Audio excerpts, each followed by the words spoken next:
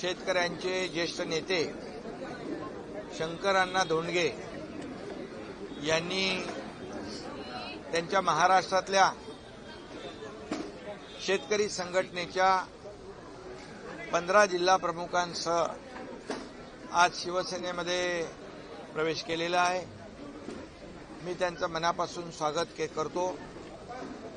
खरं म्हणजे शंकरअण्णा धोंडगे यांनी शेतकरी चळवळीमध्ये मोठा सहभाग घेतलेला आहे। शेतकरी नेते शरद जोशींच्या सोबत काम केलंय। अनेक वेळा आंदोलनामध्ये तुरुंगवास देखील शेतकरी चळवळीमध्ये त्यांनी भोगलेला आहे आणि म्हणून खऱ्या अर्थाने शेतकऱ्यांची जाण असलेला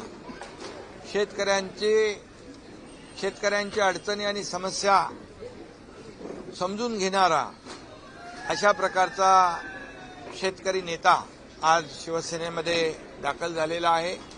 यामुळे नांदेड मराठवाडा भागामध्ये शिवसेना मजबूत होईल आणि शिवसेना अधिक ताकदीने या ठिकाणी शेतकऱ्यांच्या पाठीशी उभी राहील आणि त्यामुळे मी मनापासून त्यांना धन्यवाद देतो की त्यांनी विश्वास दाखवला की शेतकऱ्यांच्या बद्दल एक कणव आणि शेतकऱ्यांच्या बद्दल एक आत्मीयता असलेला एकनाथ शिंदे यांच्या पक्षामध्ये मी जातो अशा प्रकारचं त्यांनी वक्तव्य केलं आणि म्हणून त्यांनी जो विश्वास दाखवलेला आहे तो विश्वास सार्थ करण्याचं काम शिवसेना आमचे पदाधिकारी करतील आणि शेतकऱ्यांच्या पाठीशी नेहमी शिवसेना उभी राहिलेली आहे।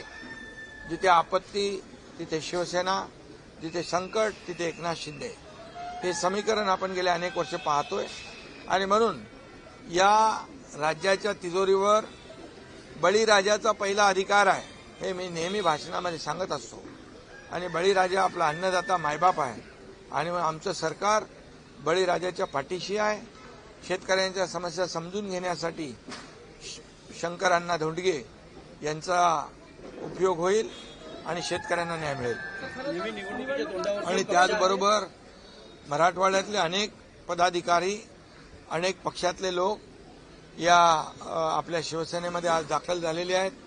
आमचे खासदार भुमरे नानांच्या मार्गदर्शनाखाली त्यांनी जिल्हा परिषद पंचायत समितीमध्ये देखील मोठ्या प्रमाणावर आपले कार्यकर्ते पदाधिकारी निवडून पण आणले आणि इतरही पक्षातल्या लोकांचा प्रवेश आज शिवसेनेमध्ये मराठवाड्यातला झालेला आहे। निवडणुकीच्या तोंडावरती नेहमी पक्षप्रवेश होत असतात। आता निवडणुका नसताना देखील पक्षप्रवेश होतात। शिवसेना ग्रामीण भागामध्ये मोठ्या प्रमाणात बळकट करण्यासाठी काही एकूण पायाभरणी आहे।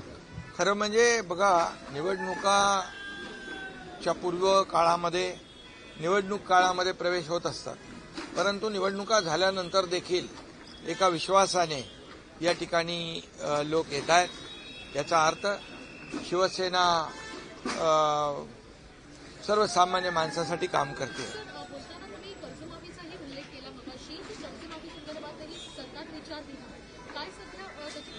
शेतकऱ्यांच्या साठी निवडणुकीमध्ये देखील जसं लाडक्या बहिणींची योजना आम्ही केली, शेतकऱ्यांची कर्जमाफीचा देखील आम्ही वचननाम्यामध्ये त्याचा अंतर्भाव केलेला आहे आणि त्याची प्रक्रिया सुरू झालेली आहे। योग्य वेळी शेतकरी कर्जमाफी देखील होईल। सर, पहलगाम दहशतवादी हल्ल्यामध्ये मृत्युमुखी पडलेल्या संतोष जगदाळे यांच्या कुटुंबियांनी बरेच आरोप केले की तुमच्याशी सुद्धा त्यांनी संपर्क साधण्याचा प्रयत्न केला पण नोकरी मिळू शकली नाही, काय म्हणा?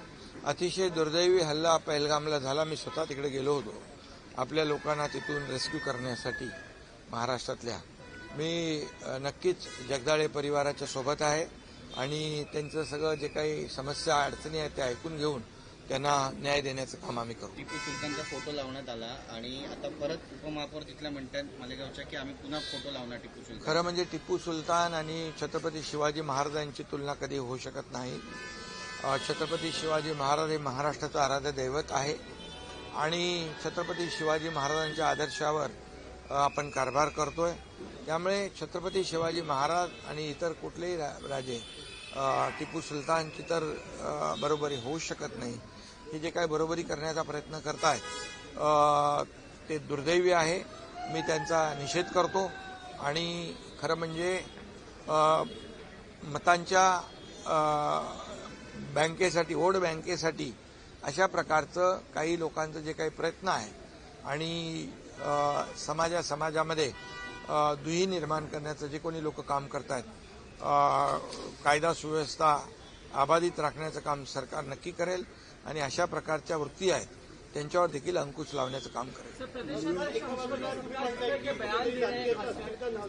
मात्र छत्रपती संभाजीनगरमध्ये आपल्याच पक्षाचे अब्दुल सत्तार मंदिरात गेल्यानंतर त्या मंदिरावर हिंदुत्ववादी संघटना भाजपच्या लोकांनी सुद्धा गोमूत्र शिंपडलं त्या ठिकाणी, हे कितपत योग्य आहे? खरं म्हणजे अब्दुल सत्तार काय, साबिर शेख काय, हे सगळे आमच्या मंत्रिमंडळात देखील होते आणि अब्दुल सत्तार हा आपला लोकप्रतिनिधी आहेत, ते देशभक्त आहेत, राष्ट्रभक्त आहेत. अशा प्रकारचं कृत्य योग्य नाही. मला काल खासदार डॉक्टर श्रीकांत शिंदेने उत्तर दिलेलं आहे. मंदिर में जाते हैं उसके बाद अगर किया जाता है, बीजेपी भी आक्रामक है कि आप अगर हिंदुत्व स्वीकार कर लीजिए तो क्यों बात करते हैं? ये दुर्भाग्यपूर्ण बात है. अब्दुल सत्तार हमारे मंत्रिमंडल में भी रह चुके हैं. अब्दुल सत्तार हमारे विधायक हैं, शिवसेना के विधायक हैं और मंत्री भी रह चुके हैं. साबिर शेख भी जब हिंदू हृदय सम्राट बाला साहब ठाकरे जी थे तब उनको मंत्री बनाया था. ये देशभक्त मुसलमान हो या हिंदू हो, राष्ट्रभक्त जो भी है वो हमारा है. ये देश के खिलाफ जो भी बयानबाजी करेगा वो हमारा दुश्मन है और इसलिए ऐसे कोई ऐसी घटना हुई तो दुर्भाग्यपूर्ण है. सवाल अगर बात करते हैं कि कंपैरिजन जिस तरह से करते हैं टीपू सुल्तान का छत्रपति शिवाजी महाराज के साथ, उसके बाद वो कह रहे हैं कि मेरे जो वक्तव्य को पेश किया जा रहा है. देखिए, छत्रपति शिवाजी महाराज हमारे महाराष्ट्र के आराध्य दैवत है. छत्रपति शिवाजी महाराज का आदर्श सामने रखकर हम लोग काम कर रहे, यहाँ भी कर रहे और आदरणीय प्रधानमंत्री नरेंद्र मोदी जी भी छत्रपति शिवाजी महाराज जी का आदर्श रखकर काम कर रहे हैं.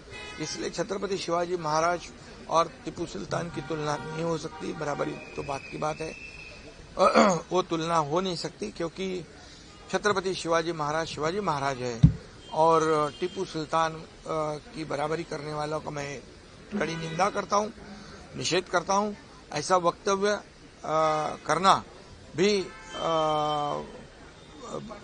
सही हम कहेंगे तो देशद्रोह है.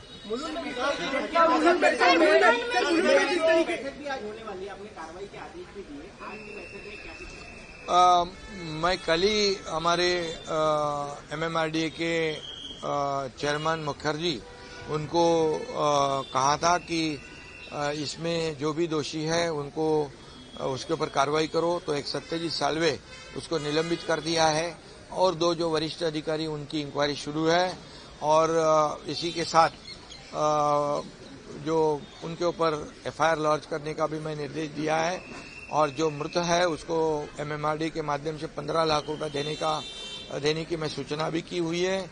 जो घायल है उनका इलाज भी हम लोग MMRD के माध्यम से करेंगे और पूरी तरह जितने भी MMRD के ऑनगोइंग प्रोजेक्ट है उसका स्ट्रक्चरल और सेफ्टी ऑडिट करने के निर्देश मैंने दिए हैं. जो कंपनी इसमें दोषी है उसके 5 करोड़ का फाइन भी लगाया है. जो कंसल्टेंट है उसके ऊपर भी 1 करोड़ का फाइन लगाया है. और निश्चित रूप से मैं इतना ही कहूंगा कि इसमें जो भी दोषी है वो दोषी पाया जाएगा, उसके ऊपर कड़ी कार्रवाई, कठोर कार्रवाई होगी क्योंकि ऐसी घटना दोबारा ना हो ऐसी कोशिश हमारी है. और इसलिए इसमें जो भी है और जो भी अधिकारी है, कंपनी है, जो भी इसके मौत को जिम्मेदार हमारे आम नागरिक को है वो उसके ऊपर कड़ी कार्रवाई करनी है. सर, MMRDचं बजेट आहे 48,000 कोटीचं बजेट आहे.